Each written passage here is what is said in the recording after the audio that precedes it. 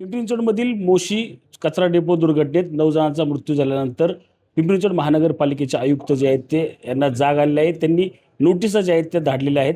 याच संदर्भात आता शिंदेच्या शिवसेनेचे खासदार देखील या ठिकाणी आता आक्रमक झाले आहेत. याच संदर्भात बोलण्यासाठी आपल्यासोबत शिंदेच्या शिवसेनेचे खासदार श्रीरंग बारणे आहेत. आपा काय सांगाल? आयुक्तांनी कालच सांगितलं की जी कंपनी किंवा संबंधित विभागाचे अधिकारी आहेत त्यांच्यावर कारवाई करणार नोटीस दिली त्यांना. वाटतंय कारवाई होईल?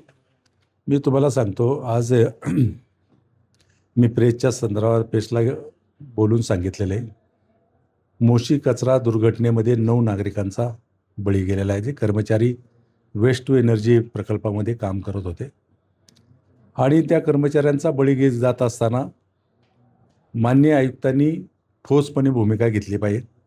गेले अनेक वर्ष पर्यावरण विभाग ज्यांच्याकडे आहे ते संजय कुलकर्णी, त्यांची पण मोठी जबाबदारी आहे.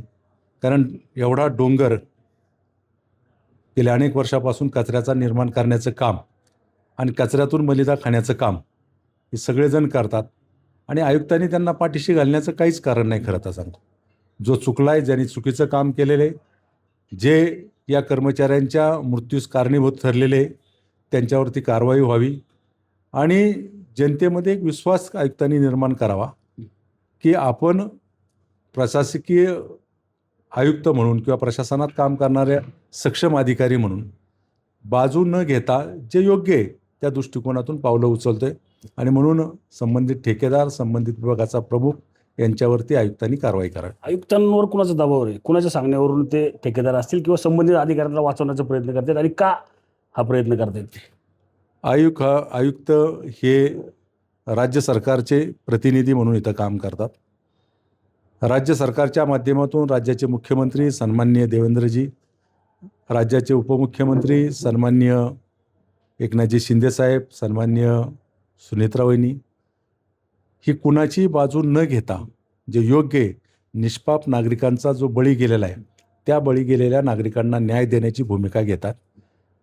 तर प्रशासन म्हणून आयुक्तांनी कुठलाही भिडभाड न ठेवता, कुणाच्या दबावाखाली न येता जे योग्य आहे त्या पद्धतीने जे निष्पाप नागरिक त्यामध्ये बळी गेलेत, चुकीच्या पद्धतीने या प्रकल्पाची इमारत उभी केली असेल, गेल्या अनेक वर्षापासून कचरा निर्मिती केली असेल, त्याचा डंप करून डोंगर निर्माण केला असेल, तर त्यांच्यावरती कारवाई झाली पाहिजे. इतकं सर्वसामान्य नागरिकांना समजतं की ही जी जबाबदारी कुणाची, की पर्यावरण विभाग असेल किंवा संबंधित ठेकेदार असेल, त्या आयुक्तांना लक्ष देत नसेल का ते?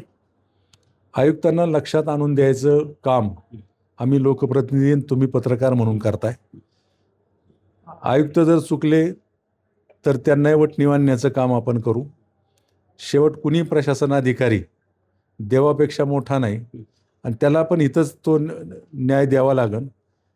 गरीब माणसं आहे, ज्या परिवारातला कर्ता पुरुष गेलेला आहे आणि खरं तर त्यांचा शाप घेऊ नये, त्यांना न्याय देण्याची भूमिका ही घेतली पाहिजे. आणि जो चुकला त्याच्यावरती, जो चुकीचं काम केलं आहे, जो चुकला असेल तर त्याला शासन झालं पाहिजे. अजून पण आयुक्त म्हणतात की नोटीस दिली आम्ही, मात्र कुठंतरी सांगत नाही की ठोस भूमिका, म्हणजे सदोष मनुष्यवधाचा गुन्हा असेल किंवा कडक कारवाईचा इशारा देखील देत नाहीत आयुक्त. नक्की आयुक्तांची भूमिका संशयास्पद वाटते का?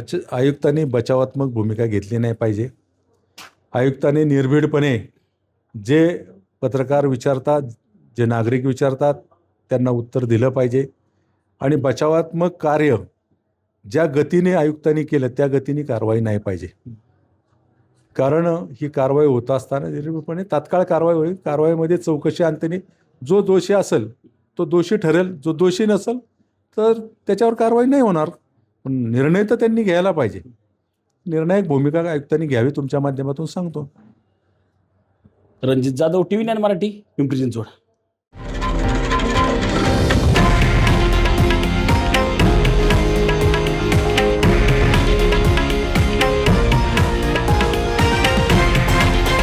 हे आहे देशातील नंबर 1 न्यूज नेटवर्क आणि आपण पाहत आहात TV 9 मराठी, एकमेव.